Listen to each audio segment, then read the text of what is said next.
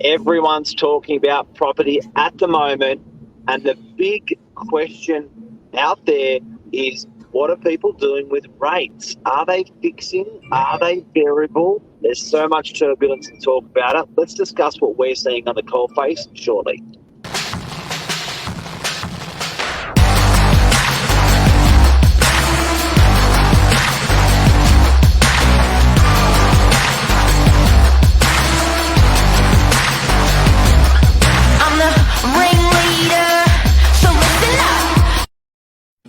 Good morning, everyone. Welcome to Morning Minutes, episode 400. Big day. 36 hours. 30. We worked out the other day. 36,000 hours put into the show with my co-host Mark Novak. How are you? Good, buddy. That's a lot of hours. A lot of hours, a lot of episodes, a lot of content. A lot of real estate love. Yeah. Well. Yeah, it's insane when you think about it. But let's get into it. This morning, we're going to be talking about rates, what we're hearing from buyers, landlords in particular, because let's face it, anyone who got a loan or refinanced a loan 12 months ago, 2 years ago, and God forbid, 3 years ago, and has not refinanced or basically spoken to their bank or broker about getting a new rate, you're paying too much. Yep. Yeah, it's nuts. And we've all got those, around the barbecue or dinner table sort of conversations with friends where, everyone's got a sore head about particularly being on a high rate. Even some people now are coming off pretty high rates. So they're sitting at, 4% at the moment, some people that I've spoken with, clients, friends. And when you're looking at the coalface of 2.5% for a lot of loans out there, that's a big 1.5% on your money. It's a big difference, huge difference in payments. And it's like it's not normal to fix it for 3 or is 5 years common, or is that? I'm just trying to think where some people, like 5 years ago, weren't rates 5-6%, or was that about 8 years ago? I'm just trying to think. There would be people coming out of some really, really high rates, and they're going to get a very pleasant shock when things change. Like when you go from 4.5% down to 1.9%, it could be a couple grand a month you're saving.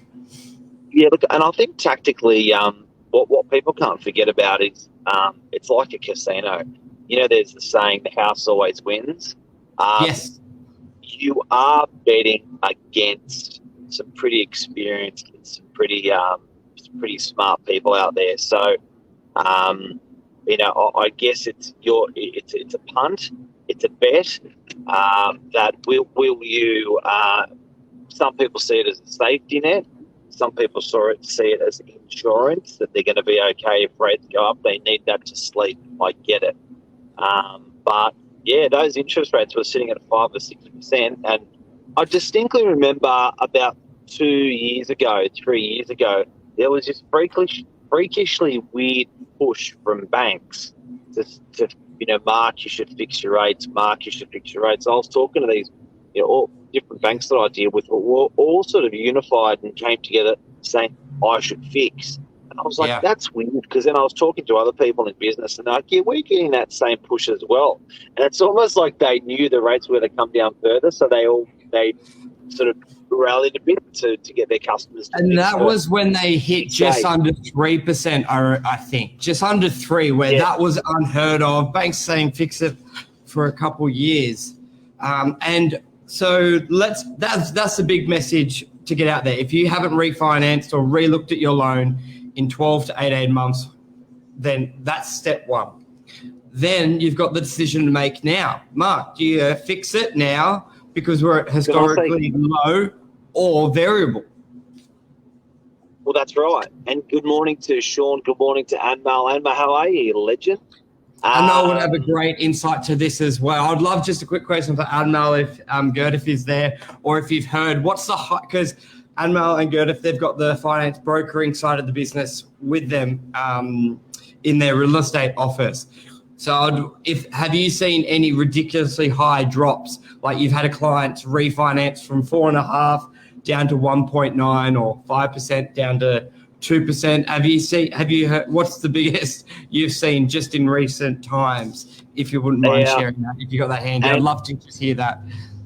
She's probably driving the kids to school and she's doesn't have a finger, but yeah, true. Mate, it's very, very interesting because right now we're at a really, really critical turning point in the marketplace where these low rates were being used to ignite the property market, a bit like a match. Yep. And the property market's on fire.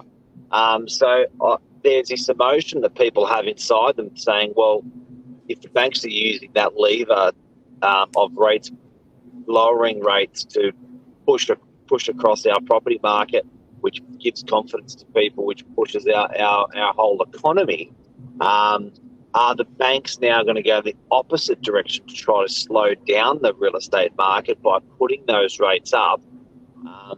It's a dangerous world. This could be adverse. It could put us in a tailspin. So it's a very interesting place the Reserve Bank's in, because what often happens is the Reserve Bank's is setting that base rate. The banks have their overrider on top. So the Reserve Bank decides to put rates up. Potentially dangerous times. But there's a lot of media out there that we're reading where there's been promises made or commitments made to Australians by the government that rates aren't going to go up until 2023 or around there. But we haven't even talked about fixed rates. Yeah.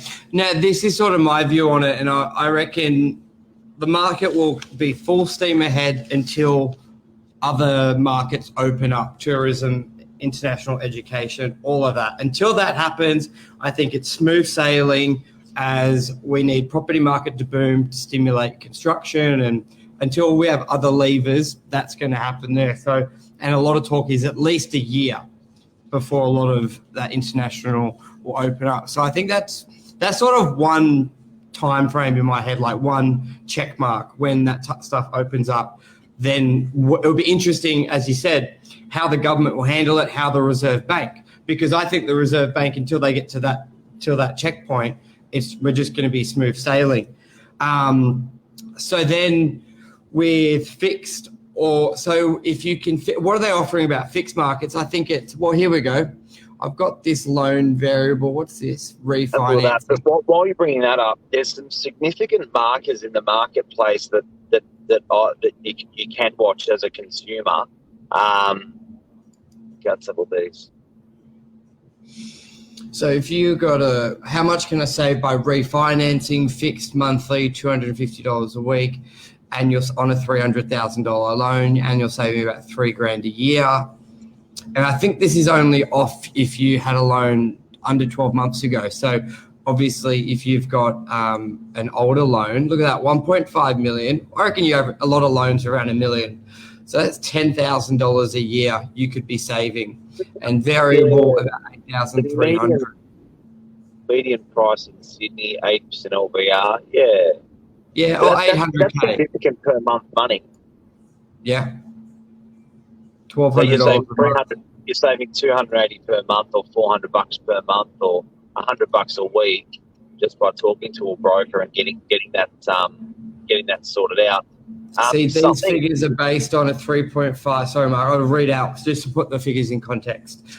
Figures are based on a 3.5% interest rate down to a 1.89 fixed and a 2.19 variable, 70% LVR over a 30-year term. So I think that's pretty reasonable. So yeah, you typical 800K is 8K a year.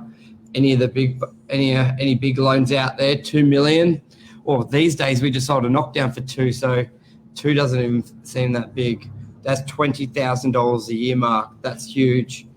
After 2 years, you've got a deposit for another unit just off refinancing. Okay. Obviously, we're not saying all that. But yeah. reading that data there, you can see the differences between staying with variable and staying with fixed.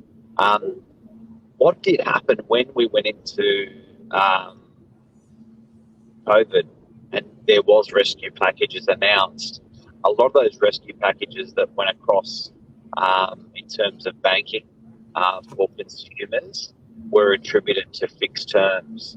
So the government and the banks, the government gave consumers a lot of money through banks, and banks pushed those incentives through on fixed terms. So if you're wondering why there's fixed term rates are great, but because the incentives the government put in place through COVID, fixed terms were even more awesome. So they were artificially good. Why?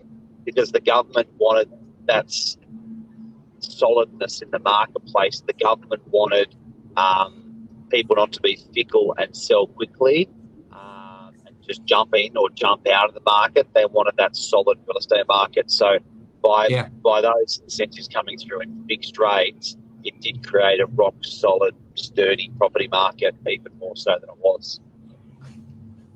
So what would you be doing, Mark, personally, or what are you hearing mainly buyers? So what are you mainly hearing buyers are doing now on the ground? Are they fixing it or are they going variable? Say a new buyer into the market.